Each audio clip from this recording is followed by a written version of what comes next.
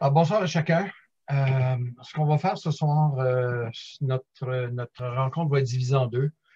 Jonathan vient de le mentionner, là, il va y avoir un volet pratique, mais peut-être que vous êtes là plus pour une présentation un petit peu plus magistrale. Je pensais faire la présentation magistrale après la section échange. Je vais renverser les deux. Comme ça, bien, si vous êtes là simplement pour la présentation magistrale, vous pourrez ensuite quitter parce que dans une deuxième partie, je vais demander surtout aux conducteurs de jeunesse de nous faire part un peu de leur travail. J'avais donné un petit devoir la dernière fois pour ceux et celles qui le désiraient. Si vous l'avez fait et que vous voulez vous joindre aussi à ce partage, alors vous pourrez rester tout simplement dans la deuxième partie. Alors, allons-y pour la première.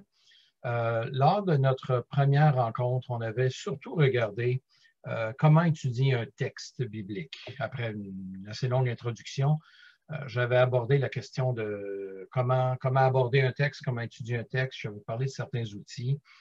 Ce soir, je vais donner une plus courte présentation par rapport à comment finalement préparer une étude biblique, cette fois-ci à partir d'un thème plus précisément.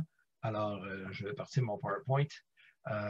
Donc, je répète que je m'adresse aux leaders de jeunesse en particulier, donc des cégepiens, des universitaires. Alors, si ça vous convient, ça va. Si c'est trop de base ou trop avancé, alors c'est juste pour que vous sachiez un petit peu quels sont les gens qui sont visés par la formation. Alors, ce soir, on embarque dans la formation de présentation de l'étude d'un thème. Et je donne en guise d'introduction le fait que l'étude d'un thème, c'est à la fois plus simple et plus compliqué. C'est plus simple d'une certaine façon parce que ça nous accorde beaucoup plus de flexibilité si on veut donner une étude biblique sur un sujet, sur un thème. Alors, là, on a beaucoup plus de flexibilité, de souplesse quant au texte qu'on veut aborder, quant à l'angle d'étude. C'est pas comme d'étudier un texte suivi dans une épître, dans un livre de la Bible, où là, bien, les défis qui sont présents à chaque nouveau paragraphe ou à chaque nouvelle section doivent être relevés, tandis que là, avec l'étude d'un thème, on choisit notre thème soi-même, nous-mêmes, puis on va de l'avant. C'est plus compliqué d'autre part, parce que Je vais juste interrompre, c'est correct. On ne voit pas le contenu de votre écran présentement. Bon. J'ai essayé de partager. Je crois qu'il faut cliquer qu'est-ce que vous voulez partager spécifiquement. OK, attendez un petit peu. Attendez un petit peu, je vais aller vérifier ça. Faites juste arrêter de partager et puis réessayer. Voilà. OK, on va se réessayer. Merci de ça.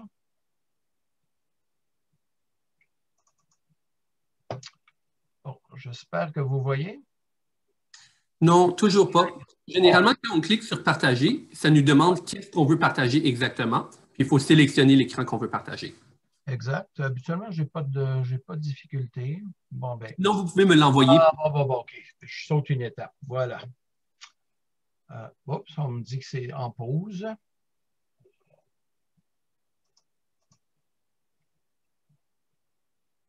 Bon, bien, Jonathan, on va faire comme la dernière fois. C'est-à-dire que j'ai envoyé dans la boîte de clavardage, j'ai envoyé le document, le PowerPoint. Peut-être que tu peux aller le chercher et ensuite y aller. OK, je vais faire ça. Voilà. Ah, bon, je crois qu'on a Benjamin Alexander qui a pris l'initiative. C'est parfait. Merci, Benjamin. Alors, si tu peux aller à la prochaine diapo, Benjamin. Merci. Alors, je disais donc que l'étude d'un thème, c'est à la fois plus simple, plus compliqué. Plus simple parce que, justement, on a plus de flexibilité. Mais c'est plus compliqué parce qu'on est exposé à différentes tentations dans ça. C'est de couvrir beaucoup de matériel, regarder beaucoup de versets bibliques. Et l'étude d'un thème requiert l'étude de plusieurs textes. Et cela, c'est à lire chaque texte dans son contexte et à l'interpréter. Donc, d'une certaine manière, l'étude d'un thème requiert plus de travail à long terme que l'étude d'un texte lui-même. L'étude d'un texte, c'est un peu plus compliqué au sens où on a travaillé le texte lui-même, tandis que l'étude d'un thème, bien, là, on y va plus largement, sauf que, bon, bien, on est exposé à la nécessité de s'assurer que les textes que l'on choisit en rapport avec notre thème bien, sont bel et bien en rapport avec notre thème, ce qui est souvent le grand défi et le grand problème des études thématiques. C'est qu'on cherche à couvrir trop de matériel et que les versets qui sont plus ou moins appropriés. Alors, prochaine diapo. Il y a 5 pas, en fait, que je vais présenter, là. Et ce ne sera rien de très, très complexe. Ce n'est pas complet non plus, mais ce sont certaines idées que j'ai voulu mettre sur papier, au moins pour nous donner une certaine direction à suivre. D'abord, le choix du thème. Ça, c'est le premier défi à relever lorsqu'on présente une étude biblique selon un thème. Comment on sait sur quoi enseigner, quoi partager? 3 suggestions ici. La première, c'est de choisir un thème qu'on peut couvrir en une seule étude. À moins que vous fassiez une série, je vous encourage à choisir un thème puis à le circonscrire dans le cadre d'une seule étude. Et là, ça dépendra du temps que vous avez. Si vous avez 20 minutes, si vous avez 30 minutes, si vous avez 50 minutes, si vous avez 1 heure, bien là, ça dépendra justement du travail. Votre travail va dépendre du temps que vous avez. Une autre suggestion, c'est d'éviter d'inclure trop de matériel ou une foule de versets. Des fois, des études thématiques, on se contente d'aller lire verset après verset après verset, qui ont en commun soit un mot, soit peut-être une idée, mais on s'arrête nulle part, puis on termine l'étude un petit peu essoufflé, parce qu'on a l'impression d'avoir tout vu et d'avoir rien vu. Donc, quand on se restreint un peu, et c'est pour ça que je dis que l'étude d'un thème, c'est un peu plus compliqué, parce que c'est de s'assurer que chacun des textes que l'on va regarder en lien avec notre thème bien, soit pertinent. Et quand on va devoir structurer notre matériel, bien là, ça sera le défi. J'y reviendrai là, dans quelques minutes. Donc, d'éviter d'inclure trop de matériel ou une foule de versets. Et troisième suggestion, c'est de s'assurer, donc, je viens d'en parler, que chacun des versets est pertinent à l'étude. Ne pas s'égarer. J'ai déjà moi-même donné des études où on part dans plusieurs directions. Ce n'est pas tout ce qui nous stimule, qui nous allume personnellement, qui fait en sorte que ça allume les autres non plus. Donc, souvent dans une étude avec un thème, il faut s'assurer que tout soit bien ficelé. Donc, ça demande presque autant de temps dans la présentation que dans l'étude. Dans l'étude de notre thème, on va travailler notre thème, on va regarder plusieurs versets soi-même, on va prendre des notes et ensuite on va structurer. Bien, pour structurer ça, souvent, on doit passer autant de temps à structurer qu'on en a passé à étudier soi-même. Souvent, on court-circuite cette étape-là, puis là, bien, justement, on va s'égarer. Alors, quelques suggestions. Deuxièmement, dans l'étude d'un thème, à moins que vous ayez la science infuse, je vous suggère de vous procurer, de consulter quelques outils. Ils n'ont pas besoin d'être, vous n'avez pas besoin de regarder 15, 20, 30 outils ou des livres, ou etc., etc. Si vous voulez faire une étude sur un thème qui regroupe certains mots-clés, alors, vous pouvez utiliser une concordance. Une concordance, c'est tout simplement une liste alphabétique de mots. On en a parlé un petit peu la dernière fois. Une liste alphabétique de mots qui donne chaque occurrence de ce mot-là dans une Bible en français. Si vous utilisez une concordance en français, si vous en ferez une concordance en anglais, bon, une concordance est toujours faite à partir d'une version précise. Alors, la concordance qui a été faite en français sur la seconde dans les années 70 est encore utile parce que la plupart des nouvelles éditions sont quand même assez proches. Il va y avoir des différences, mais au moins c'est un bon point de départ. La concordance, elle, va vous donner des mots. Alors, si vous traitez de l'amour, par exemple, ben, si vous regardez dans une concordance, vous allez regarder le mot amour, mais si vous voulez regarder aussi des termes apparentés, comme aimer, le verbe, les anciennes traductions emploient le mot charité. Donc, vous allez avoir peut-être jeter votre filet un petit peu plus largement, un peu plus, d'une manière un petit peu plus large, justement, pour couvrir certains thèmes. Si vous parlez de la compassion, ben, vous allez trouver des versets sur la compassion, mais vous allez peut-être aussi vouloir chercher d'autres versets, d'autres mots qui sont reliés à ça. Alors, comment est-ce qu'on arrive là à ces autres mots? Ben, deux suggestions. Un dictionnaire biblique. Le dictionnaire biblique est par sujet. Bon, je viens de me rendre compte que mon pluriel est mal indiqué dans sujet. Alors, mon S devrait être après.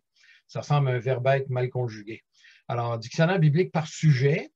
Donc, un dictionnaire, c'est évidemment par ordre alphabétique de mots, mais les mots sont des sujets.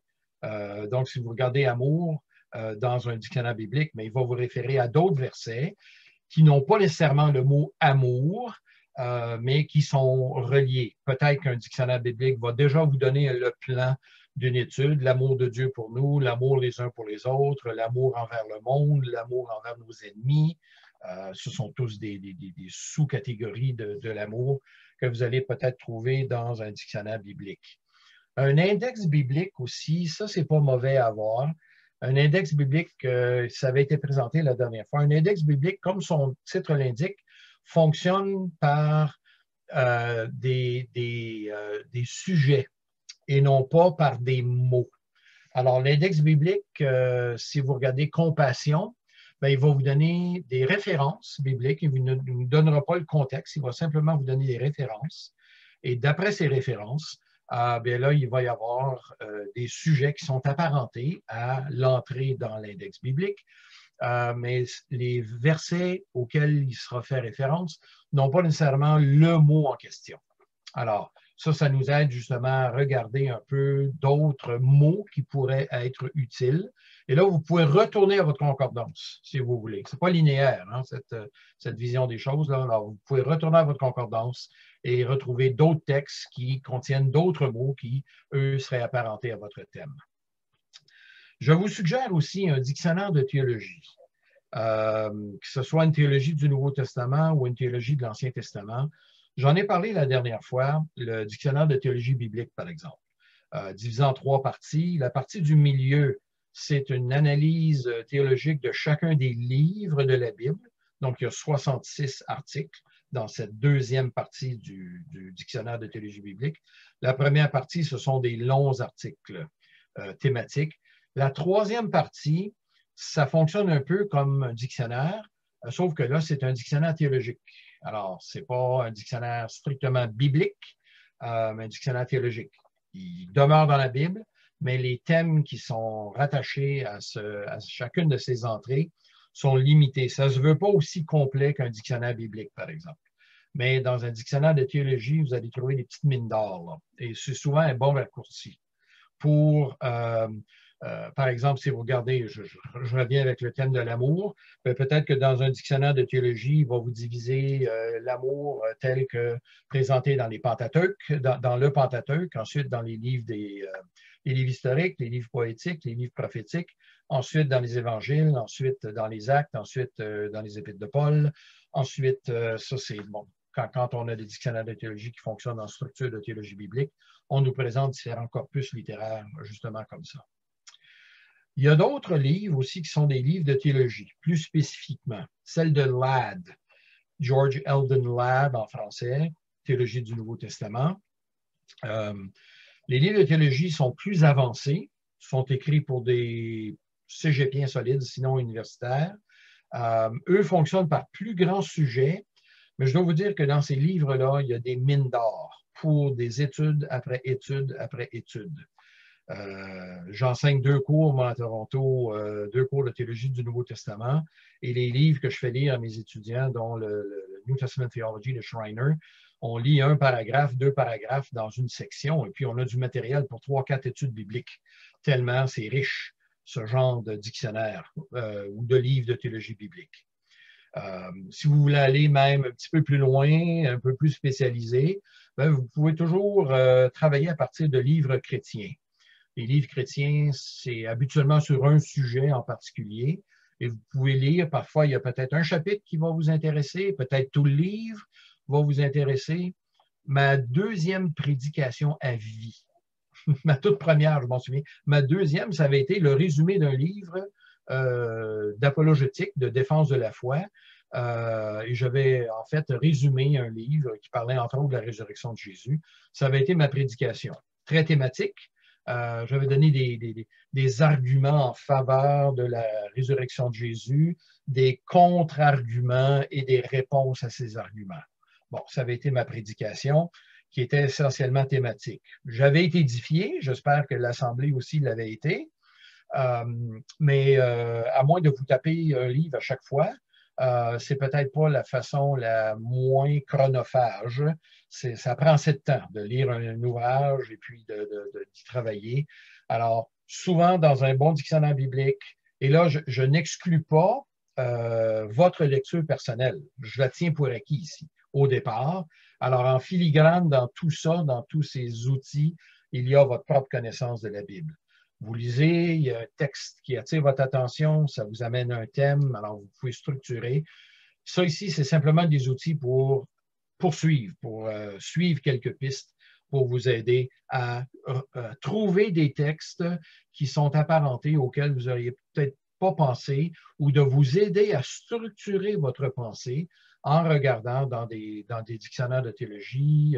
Et là, je ne vais pas parler d'encyclopédie biblique non plus. On en a à l'Église. Vous pourriez peut-être en regarder une et voir comment tel texte ou tel thème est abordé. Et là, ça va vous donner une structure. Il ne s'agit pas d'être esclave de la structure d'un auteur, dans l'auteur d'un article dans une encyclopédie ou dans un livre, mais au moins, ça nous aide à savoir, bon, quelles sont les façons dont les gens structurent le thème en question.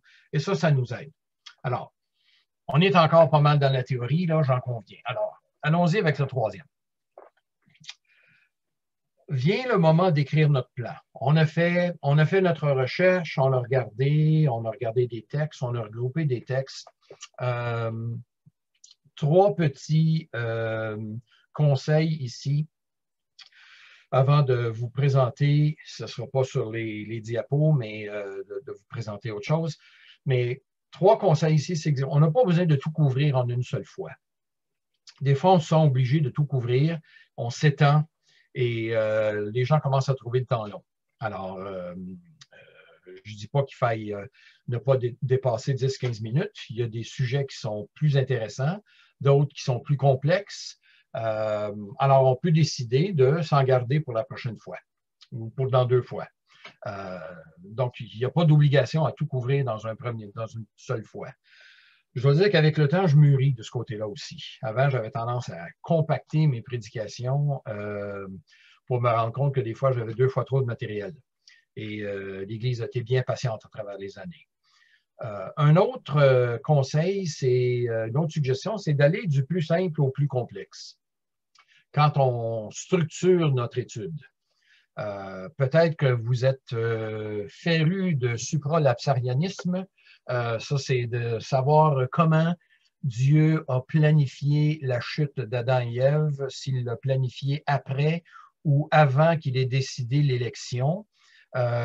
C'est fort probable que même déjà, là, vous commencez à trouver ça ennuyant, ce dont je suis en train de parler. Ça, c'est le genre de détails qu'on regarde dans des discussions théologiques pas mal plus avancées. Commencez plus simplement. Regardez des textes qui sont simples. Prenez des textes qui sont plus faciles à comprendre et ensuite allez au plus complexe, plutôt que de faire l'inverse. Je sais que c'est un peu plus dur pour l'orgueil de partir du plus simple, mais si au moins, et notre but, c'est d'amener les gens, c'est de conduire les gens vers quelque chose de plus complexe, en espérant que ça soit édifiant pour tout le monde. Mais si on veut que les gens suivent, si on veut que les gens comprennent, il nous faut partir du plus simple pour aller au plus complexe. Autre façon de dire la même chose, troisième ligne, c'est d'aller du connu à l'inconnu. Partir des choses que les gens connaissent déjà pour ensuite aller vers l'inconnu. et non pas l'inverse. Je le sais que certains d'entre nous aimons bien travailler de manière inductive, et puis c'est quasiment comme des escape rooms. On donne un paquet de textes bibliques, puis on dit, ben, c'est quoi le lien entre tout ça? Ben, il y a des gens qui ont déjà décroché là. Alors, vous pourrez pratiquer auprès de différents groupes, mais je vous suggère de partir du connu et d'aller à l'inconnu. Un petit outil qui n'est pas ici, mais que je vous présente maintenant, c'est que quand vous travaillez un thème biblique, je vous recommande fortement de travailler avec des tableaux en 3 colonnes ou en 4 colonnes. Première colonne, vos références bibliques. Donc, la référence du texte. Deuxième colonne, le texte lui-même. Vous pouvez le copier-coller, vous pouvez le dactylographier, le mettre ou l'écrire à la main dans votre tableau. Donc, les textes que vous aurez choisis. Dans une troisième colonne, bien, cette colonne-là, c'est en fait vos notes personnelles. De quoi ça parle? Est-ce qu'il y a d'autres textes dans votre tableau qui sont reliés à ça? Donc, de commencer à faire des liens, avoir des mots-clés dans cette colonne et de commencer à faire des rapprochements avec d'autres textes dans votre tableau. Et dans votre quatrième colonne, bien là, ce sera votre plan. Alors, vous dites, ce verset-là, il ira bien à mon premier point, mon troisième sous-point, si vous fonctionnez de cette façon-là dans votre esquisse. Un petit peu plus tard, ça, c'est une autre façon de structurer aussi, d'avoir une esquisse. Alors, quand vous travaillez dans votre plan, si vous faites un tableau, souvent, je vais travailler comme ça moi-même quand j'ai un travail à écrire, quand j'ai quelque chose d'écrit à présenter, bien, souvent, je vais regarder différents versets et ensuite, bon, bien, je vais tenter de les regrouper dans ma troisième colonne. Et c'est vraiment dans une quatrième colonne. Ou bien inscrivez-les dans votre... Si vous voulez travailler jusqu'à 3 colonnes, travaillez jusqu'à 3 colonnes, mais indiquez dans votre troisième colonne, ou si vous choisissez dans une quatrième, d'indiquer où dans votre esquisse ce texte-là pourrait s'inscrire. Et là, peut-être encore d'avoir quelques mots-clés pour le rapprocher ce verset d'autres versets. Ça nous aide déjà à écrire notre plan, à structurer notre étude. Ça va jusque-là? Juste prendre une petite pause. Ouais. S'il y en a qui ont des questions ou des commentaires, c'est peut-être un bon moment pour le faire, avant d'aller trop dans l'inconnu. Moi, je n'ai pas reçu de questions de mon côté. OK, merci. OK, je poursuis donc, et s'il y a des questions, on va les prendre après. Quatrièmement, de choisir une approche. Ça, on en a déjà parlé la dernière fois, qui couvrait toute la question de présenter une étude biblique, c'est de choisir une approche. Est-ce que votre enseignement sera surtout magistral, comme je suis en train de faire, ou s'il y aura une participation limitée, c'est-à-dire que vous ne serez pas seul à parler, mais vous allez demander la participation des gens. Et par ça, j'entends plus que simplement de faire lire un verset, mais de poser des questions, mais bien choisies, pas trop nombreuses, ou si vous voulez, troisième possibilité, faire une découverte en groupe. Donc, là, ça va vous demander du travail pour bien formuler vos questions et d'avoir des questions qui vont susciter la discussion, plutôt que simplement, où est-ce que c'est dans le verset, ou essayer de trouver tel ou tel mot, d'avoir des questions un peu plus complexes. Alors, une fois qu'on aura choisi notre approche, bien là, on pourra choisir, 5e diapo, donc choisir quelques questions. Et donc de préparer quelques questions lors d'une étude biblique qui traite d'un thème.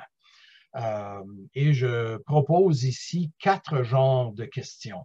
Vous avez peut-être déjà entendu des questions d'interprétation, des questions d'application ou d'observation, interprétation et application.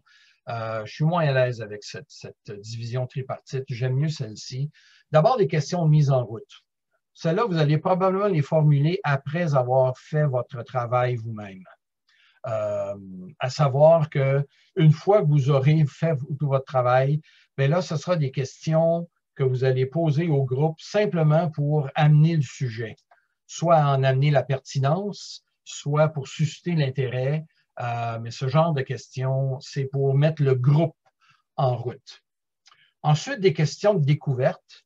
Mais ça, c'est d'amener les participants à découvrir certaines choses.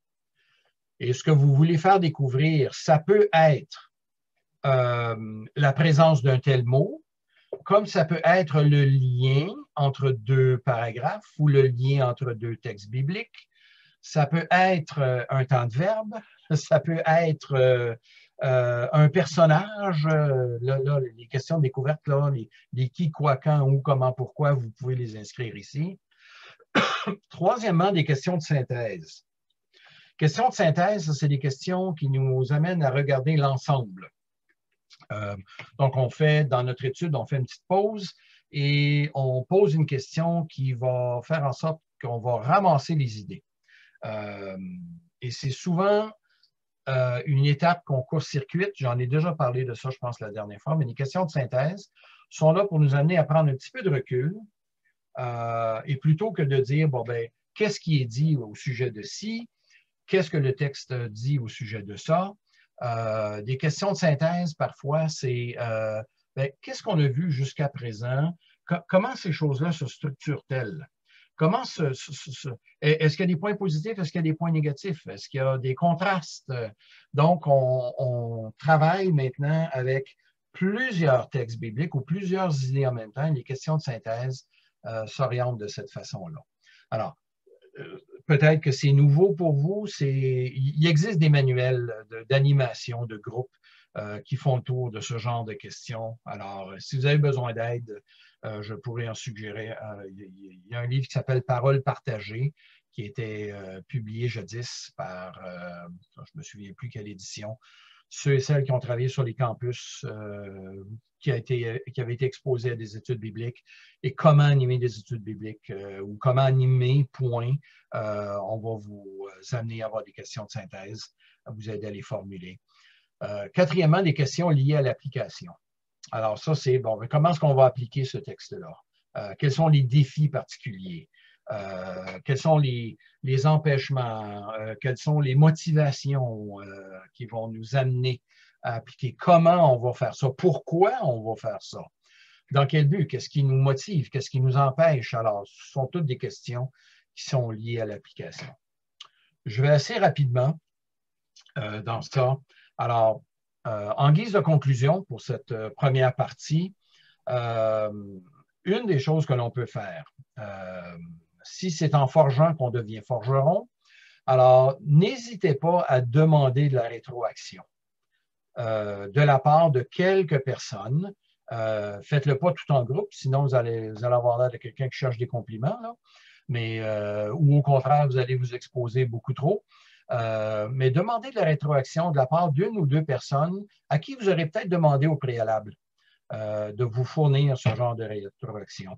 Donc, dans le cadre du ministère pour la jeunesse, par exemple, ben, vous pouvez vous donner la permission, les uns aux autres, de vous donner un petit peu de rétroaction. Rétroaction, c'est le mot français pour feedback, là. Donc, de vous donner un petit peu de feedback.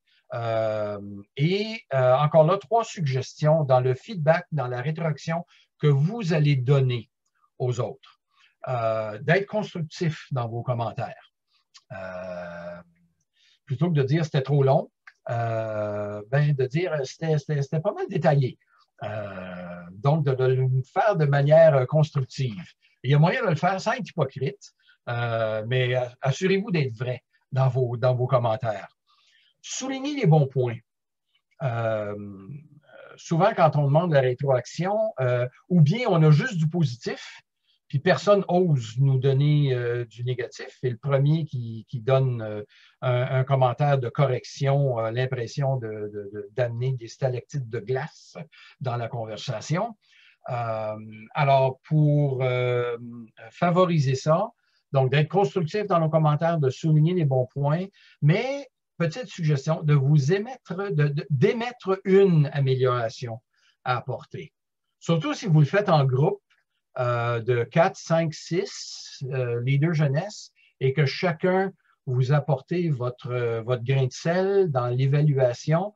Bien, si vous donnez une amélioration à apporter et que quelqu'un d'autre en amène une autre et une autre, bien, l'animateur, l'animatrice de cette soirée, le présentateur, présentatrice de cette soirée-là, ben, va recevoir 3 ou 4 choses aussi à améliorer. Alors, s'il en reçoit 3 ou 4 de chacun, alors ça a tendance à décourager un peu. Alors, moi-même, j'ai dû apprendre à recevoir de la rétroaction critique et d'émettre des améliorations, mais une à la fois, plutôt que plusieurs en même temps. Ce n'est pas un examen que l'on passe devant un groupe. Là, on cherche la rétroaction et c'est avec la rétroaction qu'on s'améliore. Alors, c'est normal qu'on dépasse notre temps. C'est normal qu'on ait été théorique, qu'il y ait eu des silences malaisants ou qu'au contraire, on a été beaucoup trop, on est intervenu soi-même beaucoup trop. Je le vois à Toronto chez certains des étudiants, je leur demande d'apporter une méditation et certains le font sous forme d'animation, mais ça se transforme rapidement en présentation. Ils posent la question, il y a une personne qui répond et puis ils vont la corriger, puis ensuite ils vont s'étendre pendant 3-4 minutes. Ensuite, ils arrêtent et disent ben, est-ce qu'il y a d'autres questions? Les autres ont appris. Le mauvais exemple à ne pas se risquer parce qu'ils ont vu que la personne qui avait testé la glace et passé à travers, puis s'est fait refroidir les esprits un peu. Alors, en le faisant comme ça, bien, ça va nous aider, je pense, à nous améliorer. J'ai eu le privilège, moi, lorsque je prêchais à l'Église, il y a longtemps, là. Je nous ramène 40 ans en arrière. À l'époque, la personne qui prêchait était aussi la personne qui dirigeait le dernier cantique. On fonctionnait comme ça.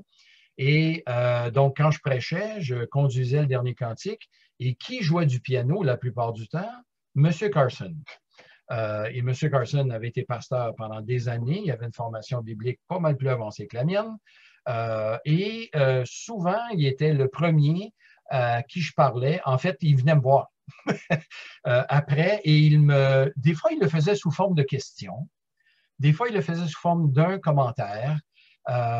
Mais il était bref, judicieux, pas attaquant, mais il se voulait précis pour m'amener à réfléchir. Alors, et ça, je dois dire que ça a contribué beaucoup.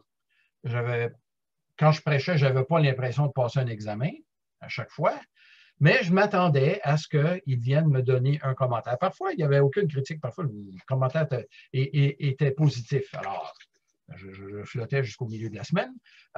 Mais bon, le prochain dimanche, que ce soit dimanche matin ou dimanche soir, puis qu'il me donnait un commentaire, ben, il a fallu que j'apprenne à remercier le Seigneur pour ce genre de commentaire, à ne pas me croire le nombril du monde, et à recevoir justement. Et j'espère qu'avec les années, on va s'améliorer. Puis on va prendre plus d'aisance et un peu plus même si on a un petit peu de plomb dans l'aile des fois, ça nous amène aussi à prendre plus d'assurance et à s'améliorer. C'est comme ça qu'on s'améliore, c'est en recevant du feedback. Je dis à mes étudiants à Toronto, ne pensez pas que vous êtes la dernière découverte depuis le pain tranché. C'est anglicisme, là. Greatest thing since sliced bread, ou la dernière invention depuis l'invention de la roue. Ils reconnaissent et ils doivent reconnaître qu'ils ont du travail à faire, que ce soit dans leur prédication, que ce soit dans l'écoute, que ce soit dans la conduite de l'Église. C'est pour ça que très peu de séminaristes sont prêts à prendre une Église tout de suite. Ça, c'est comme un médecin qui aurait suivi ses 4 années de formation ou ses 3 années de formation théorique. Et là, on le lance en salle d'hôpital ou on l'amène en cabinet de médecine sans supervision, puis qu'on ne le corrige que lorsqu'il fait mal. J'ai l'impression qu'il va subir pas mal de corrections. Alors, il y a du travail à faire de suivi dans nos enseignements, dans nos formations. Et ça, c'est normal. Alors, soyez perméables et soyez gentils dans votre rétroaction. Alors, ça conclut ici l'aspect présentation pour ce soir. C'est un petit peu plus bref. Alors, j'ai vu qu'il y avait eu une question tout à l'heure. Alors, Jonathan, je te redonne la parole ici. Bien, je laisse est-ce que Claude François, vous voulez donner votre question? Tout à fait. Pierre, tu parlais de études thématiques. L'approche que tu viens de dire concernant toutes les formes d'études ou uniquement l'étude thématique? Ben, il y a pas mal de choses qui se rapportent aux deux, je dois dire. Mais dans surtout numéro 1, dans le choix du thème. Quand on prêche sur un texte, ben là, on doit prêcher le thème du texte. Et si on donne une série dans un texte, ben là, le choix nous est imposé.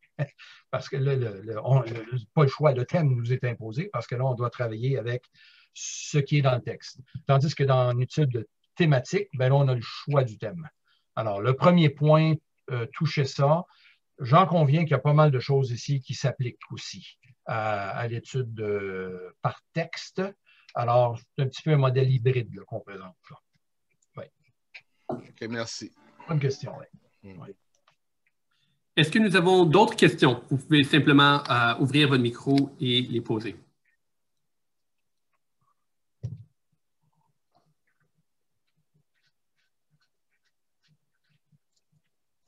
Oui, moi, j'aurais une question. C'est peut-être relatif à ce qu'on vient de regarder parce que ça faisait partie du PowerPoint, mais j'imagine que ça sa place dans n'importe quel type d'enseignement. Est-ce que vous avez des trucs lorsqu'il y a place à des questions au milieu d'un enseignement, puis il y a des questions qui sont posées, de pas que ça s'étire, ces questions-là? Parce que très souvent, ça peut amener des points où s'éterniser. Je me demandais si au cours des années, vous avez eu des trucs pour dire, OK, non, là, c'est bon, on retourne à l'enseignement, puis on garde le cap.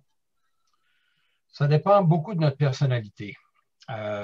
Parfois, on se sent obligé de répondre parce qu'on ne veut pas laisser les gens en suspens. Mais ce qui arrive parfois, c'est que ça devient une conversation à sens unique entre deux personnes et effectivement, ça peut s'étendre. Alors, ce que je tente de faire, je ne réussis pas toujours, mais ce que je tente de faire, c'est de répondre brièvement. Ça non plus, je ne réussis pas toujours. Et je ne suis pas en train de réussir en ce moment non plus, là, mais de répondre brièvement et sans redonner une possibilité de répondre à ça et d'inviter la personne à ce qu'on en parle après. À moins que le groupe lui-même décide de vouloir continuer, mais je ne donne même pas la chance au groupe en disant, mais voulez-vous continuer là-dessus? Parce que là, ça vient de prendre une autre orientation. Il y en a que ça fatigue dans un groupe, que eux étaient venus pour entendre un thème, et tout d'un coup, ils voient la conversation dévier et ils commencent à trouver le temps long. Là. Et parfois, ils vont décider de leur présence ou de l'absence à l'étude sur cette base-là. Alors, souvent, je vais tenter de répondre très brièvement et ensuite de rapporter cette conversation. Si je vois que la personne insiste, à ce moment-là, je me réserve le droit même d'interrompre et de dire, si tu veux bien ou si vous voulez bien, étant donné que c'est un peu à l'extérieur de notre sujet principal, qu'on y revienne, en particulier vous et moi, après. Comme ça, bien, c'est pas impoli, on ne cloue pas le bec à quelqu'un, on lui donne l'occasion de continuer la conversation, mais à l'extérieur de la conversation de tout le groupe. C'est bon, merci. Je peux poser... je ne suis pas toujours expert dans ce domaine, par exemple. C'est ça. Je crois que Claude François, vous avez une autre question? Oui, une autre question. Surtout d'après, concernant les études thématiques, si tu fais une étude thématique où il y en a dans le monde, tu sais qu'il y a dans le monde évangélique plusieurs positions par rapport à ce thème. Il y en a pas mal de positions et ça pourrait prendre beaucoup de temps, selon vous, à en expliquer toutes les positions. Et je ne parle pas de l'Apocalypse, je parle d'un thème, par exemple le divorce, par exemple, qui pourrait avoir plusieurs positions et pour toi, tu voulais juste parler de ce que la Bible ou bien dit à propos du divorce. Comment s'y prendre dans ce cas-là pour ne pas trop étirer la sauce, pour amener diverses questions et parfois des questions et surtout, il y en a certains thèmes, c'est un petit peu très sensible pour certains, etc. Effectivement. Je ne recommanderais pas de faire une étude biblique sur le divorce sans y avoir travaillé 6 mois auparavant. Il y a des sujets qui sont nettement plus complexes et qui demandent beaucoup d'études, donc beaucoup de fatigue pour le corps, mais aussi beaucoup de doigté.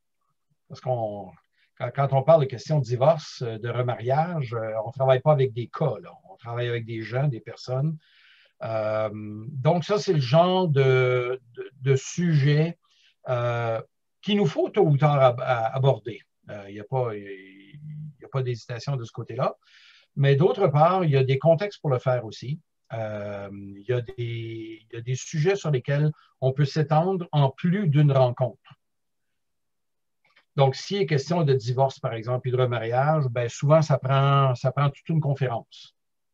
Pour ça, ça prend 6 heures de conférence lors d'une fin de semaine, par exemple, pour regarder et de regarder différentes positions, regarder différents textes. Prendre le temps même de fournir des documents ou des plans. Ça aide aussi que les gens sachent un peu dans quelle direction on s'en va. Il y a des gens, malheureusement, là, je ne parle pas de questions de divorce et de remariage, mais je vais parler d'autres sujets. Parfois, ça nous est déjà arrivé à Toronto que quelqu'un nous avait posé, lors d'une journée porte ouverte, quelqu'un qui nous avait posé la question, est-ce qu'on doit toujours pardonner, même quand la personne ne demande pas pardon? Bonhomme qui nous pose la question, out of the blue, à brûle pour point comme ça, et il la pose au plus jeune professeur d'entre ceux qui étaient au panel. Mon collègue lui répond de manière juste. Monsieur en question revient avec une supplémentaire et il lui dit qu'en fin de compte, celui qui vient de lui répondre ne lui a pas répondu. Alors, le directeur est intervenu directement en disant « Non, il a répondu à votre question. Je m'excuse d'interrompre, mais il a répondu à votre question. C'est peut-être pas la réponse que vous aimeriez, à laquelle vous vous serez attendu, mais il a répondu à votre question et je vous invite à ce qu'on en discute après. » Puis il nous a dit après ça, il s'est senti comme Mama Bear, comme une maman ours dont un de ses oursons venait de se faire attaquer. Je me suis dit, yes, OK, on a du backup là, si jamais on se fait cuire par quelqu'un. Il avait répondu. Alors, ça arrive ça parfois, ces situations. Donc, dans ces circonstances-là, c'est bon d'avoir une équipe, justement, pour ne pas qu'on soit la seule personne. Alors, je vous encourage, les leaders jeunesse, là, si des fois dans des discussions ou dans des animations, vous voyez que quelqu'un a peut-être un point à passer, même si vous n'êtes pas la personne qui donnait l'étude ce soir-là, ne vous gênez pas d'intervenir, à moins que ce soit insolence suprême pour celui ou celle qui présente ce soir-là, mais j'en doute. Alors, soutenez-vous les uns les autres dans ça aussi, dans le feu de l'action également. Je me suis égaré un petit peu là, en répondant à ta question, mais donc, il y a des sujets qui sont sensibles et pour ça, je suggère de les traiter en plus d'une fois et d'être honnête qu'on n'a pas toutes les réponses et d'être sensible aux différentes circonstances. On travaille avec des gens. Hein. Maintenant, là, j'ai donné 2 exemples. Je donnais un exemple. Bon, divorce et remariage, ça, c'est des sujets qui sont très sensibles. Puis il y en a d'autres, au contraire, ils ont vécu des choses où ils ont été brûlés ou bien eux, ils sont au mode attaque. Et ceux-là sont plus difficiles à manœuvrer. Alors, c'est là où on doit s'affirmer et s'affermir et d'avoir des équipes pour ça aussi. Donc, vous soutenir mutuellement là-dedans. Évidemment, J'inclus la prière avant, pendant et après pour que vous soyez bien préparés. Mais on n'est jamais préparé à tout. Alors, ça arrive aussi. Merci. J'aimerais juste ajouter que j'ai pris l'exemple du divorce et du remariage, c'est juste parce que je sais qu'il y a plusieurs positions. Je ne voulais pas en parler du divorce et du mariage proprement dit. Mais là, une autre question que, après je me ferme, je laisse les autres. Est-ce qu'il faut-il toujours prendre position, c'est-à-dire ce qu'on croit, ce qu'on pense, ou du moins, on croit, nous, par rapport à tel point. Faut-il prendre toujours position là-dedans? Là, il y en a qui vont répondre, tout ce qui n'est pas le fruit d'une conviction est péché. Donc, on doit être convaincu dans tout ce qu'on fait. Si on relit le contexte de ce verset-là, c'est de savoir pourquoi tu manges et pourquoi tu ne manges pas. Et ça se peut que parfois tu manges et que tu saches très bien ce que tu fais, et que d'autres fois tu ne manges pas et que tu saches très bien pourquoi tu ne manges pas. Alors, sache pourquoi tu fais ce que tu fais, que tu le fasses ou pas. Romains 14, verset 31 par là. Alors, est-ce que c'est toujours nécessaire, donc, de donner toutes les positions et de toujours arriver à une conclusion? Écoutez, on est tous en recherche. On est tous en chemin. Il y a des sujets que l'on maîtrise mieux. Il y en a d'autres qui sont pas mal plus complexes et on doit reconnaître la complexité de ces sujets. C'est pas tous les chrétiens qui s'entendent sur...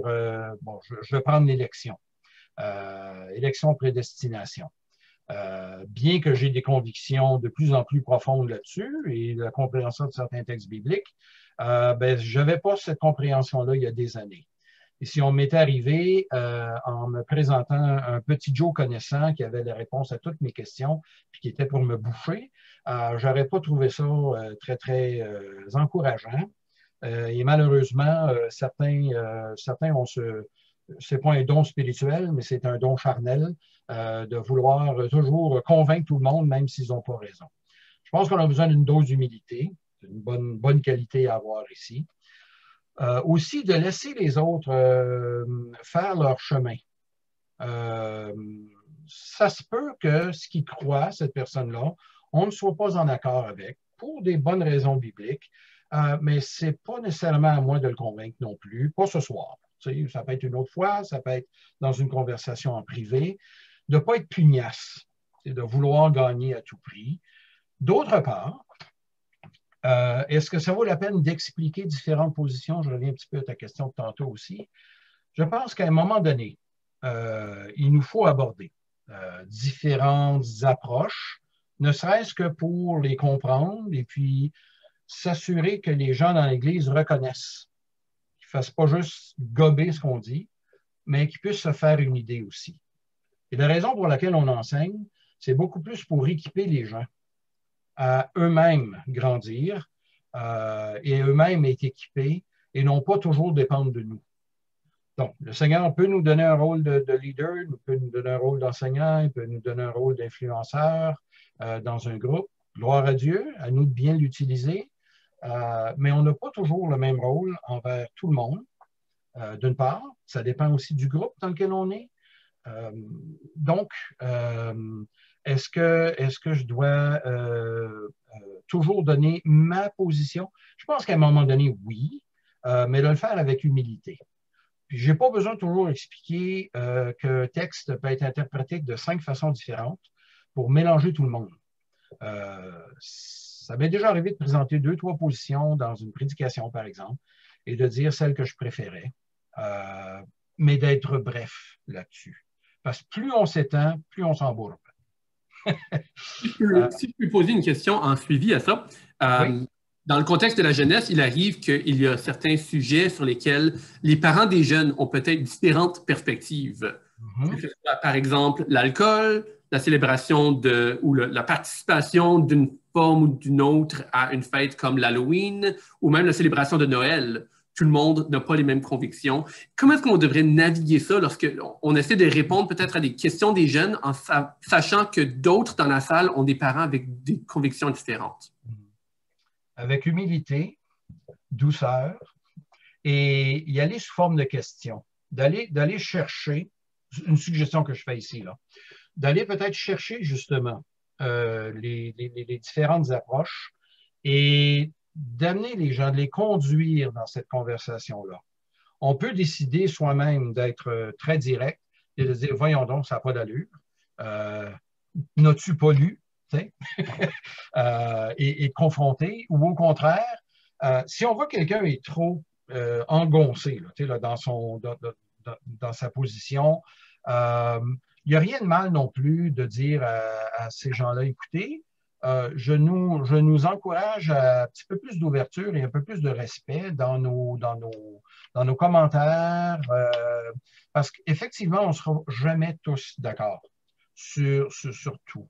L'Halloween est un bon exemple. Et à un moment donné, même l'apôtre Paul reconnaît que dans l'Église, ben, il y a des forts et il y a des faibles. Il ne faut pas se juger, ne pas se mépriser. Alors, je pense que quand ces situations-là arrivent, Jonathan, je pense qu'il faut plaider pour le soutien mutuel. Il faut conduire au plan doctrinal. Si quelque chose est vraiment péché, de ne pas se gêner de le dire. Si la personne dit, ah ben moi, prendre 4 bières, 5 bières, 6 bières avec mes amis, parce que je ne veux pas être un mauvais témoignage, c'est-à-dire pas sûr qu'après 2, 3 bières, tu commences à être vraiment clair dans tes pensées. Tes inhibitions doivent tomber pas mal. Et là, je le prendrai peut-être à part pour discuter avec la personne. Il y a du travail à faire, mais d'autre part, il y a aussi de conduire les gens vers justement un petit peu plus d'ouverture.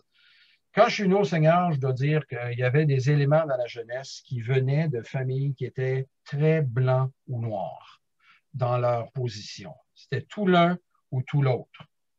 Alors, pas de maquillage, pas de talons hauts, les filles jupe en lin, toujours en jupe ou en robe. Et là, ben, il y a des filles qui se convertissent. Il y en a qui sont étudiantes universitaires. Ça a des talons hauts, ça se maquille. Puis c'est vraiment chrétienne, là, tu sais, là. Et là, ben, tu fais quoi avec ça?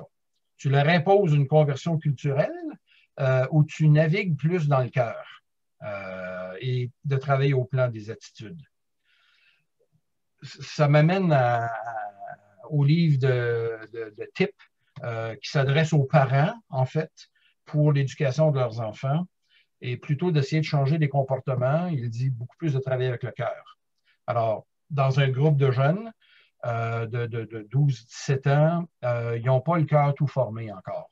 Ils ont peut-être la pensée qu'ils comprennent tout, puis qu'ils connaissent tout, mais ils ont besoin aussi, ils ont besoin de le voir en modèle, ça, de la part des leaders.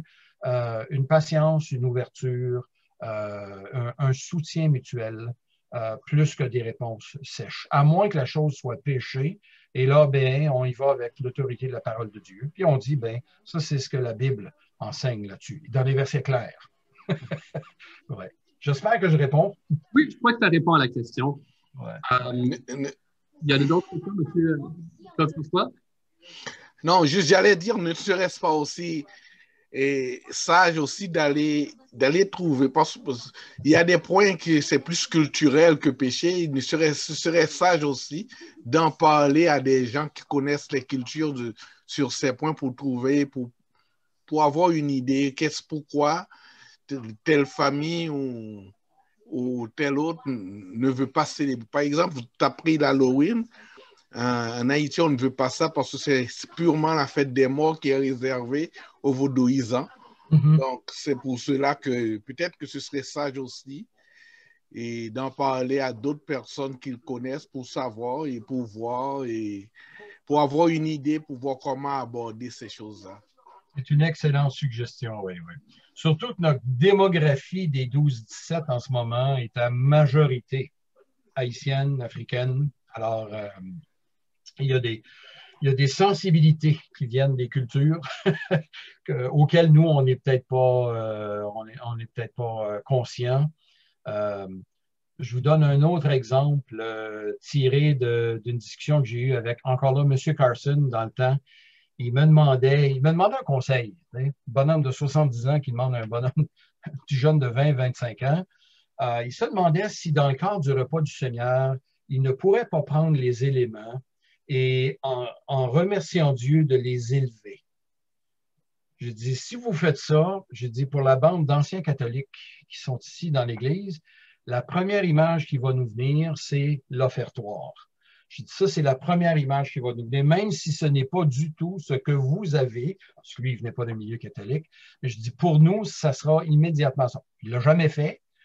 J'ai trouvé ça très humble de sa part de me demander ce que j'en pensais. Je me suis senti honoré qu'il me pose la question. Et je ne lui ai pas dit non, faites jamais ça. Puis d'autre part, j'ai dit si vous faites ça, sachez que dans la pensée de 80% de l'Assemblée, c'est ce qu'on va avoir à la pensée quand vous faites ça. Et ce n'est pas nécessairement ce que vous voulez communiquer. Alors, oui, on peut s'aider là, beaucoup mutuellement dans ça. Ouais. Excellent. Merci. À moins qu'il y ait d'autres questions, peut-être qu'on peut faire une transition à la prochaine partie. Oui, tout à fait. Tout à fait. Qu'est-ce que vous aimeriez faire dans la deuxième partie, M. Constant? Alors, moi, j'aimerais m'adresser maintenant principalement aux leaders de jeunesse. Bon, on s'est glissé un petit mot l'autre jour après la rencontre de vendredi soir. Peut-être la façon de procéder, c'est que vous... Bonsoir, Paul et Francine. Merci d'avoir été là. Alors, c'est ça. Si vous voulez quitter maintenant, c'est correct.